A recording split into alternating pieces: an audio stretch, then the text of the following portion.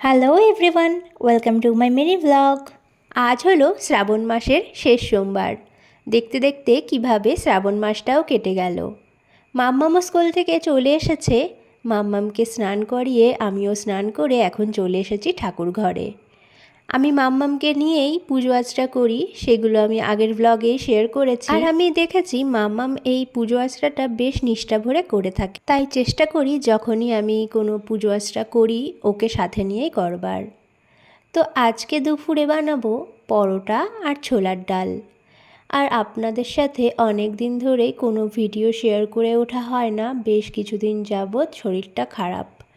বাড়ির সকলেরই শরীর খারাপ একসাথে, তাই কোনো রকম ভিডিও শেয়ার করে ওঠা হয়নি। তবে হ্যাঁ, এখন থেকে চেষ্টা করব প্রতিদিনই মিনি ব্লগগুলো শেয়ার করবার। কথা বলতে বলতে আমার খাবার বানানোও হয়ে গিয়েছে। আজ তবে আসি, দেখা হচ্ছে নতুন কোনো ভিডিও নিয়ে। ততক্ষণ পাশে থাকবেন। Bye bye.